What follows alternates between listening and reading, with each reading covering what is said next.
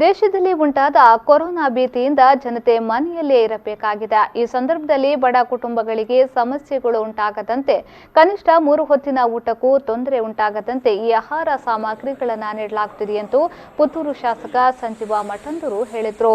ಪುತ್ತೂರಿನ ಅಡಿಕೆ ವರ್ತಕರಿಂದ 1.5 ಲಕ್ಷ ರೂಪಾಯಿ ಆಹಾರ ಸಾಮಗ್ರಿಗಳು ದಾನಿಗಳಿಂದ ಸುಮಾರು 13 ಕ್ವಿಂಟಲ್ ಅಕ್ಕಿ ಸೇರಿ ಒಟ್ಟು 2 ಲಕ್ಷ ಮೌಲ್ಯಕ್ಕೂ ಮಿಕ್ಕಿ ಆಹಾರ ಸಾಮಗ್ರಿ ಸಿದ್ಧಪಡಿಸಲಾಗಿದೆ.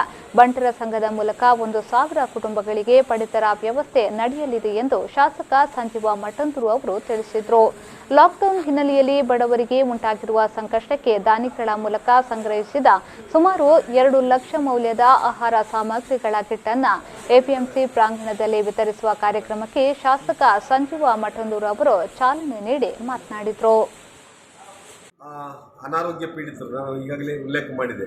ದುಡಿಯಲಿಕ್ಕೆ ಆಗೋದಿಲ್ಲ, ಪಡಿತರ ವ್ಯವಸ್ಥೆ ಇಲ್ಲ ಅಂಥ ಮನೆಗಳು, ಒಂದಷ್ಟು ವೃದ್ಧರಿದ್ದಾರೆ.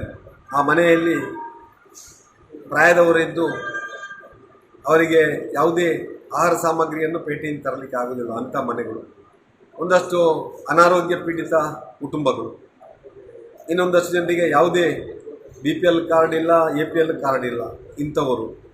ಅಂಥವರನ್ನು ಆಯ್ಕೆ ಮಾಡಿಕೊಂಡು ಅವರಿಗೆ ಆ ಒಂದು ಅಕ್ಕಿ ಮತ್ತು ದಿನನಿತ್ಯದ ಆ ಒಂದು ಆಹಾರ ಸಾಮಗ್ರಿಯನ್ನು ವಿತರಣೆ ಮಾಡುವಂಥ ಕೆಲಸವನ್ನು ನಾವು ಇವತ್ತು ನಮ್ಮ MLA ವಾರ್ ರೂಮಿನ ಮುಖಾಂತರ ಇವತ್ತು APMCಯ ಸಹಕಾರದಿಂದ ಇದನ್ನು ಮಾಡ್ತಾಯಿದ್ದೇವೆ. ನಾಳೆ ದಿವಸ ಪುನಃ ನಮ್ಮ ಉದಾರ ದಾನವನ್ನು ಕೊಡುವ ಮುಖಾಂತರ ನಮ್ಮ ಬಂಟರ ಸಮಾಜ ಸುಮಾರು 1,000 ಜನರಿಗೆ ಆ ಒಂದು ಪಡಿತರ ವ್ಯವಸ್ಥೆಯನ್ನು ಮಾಡಿ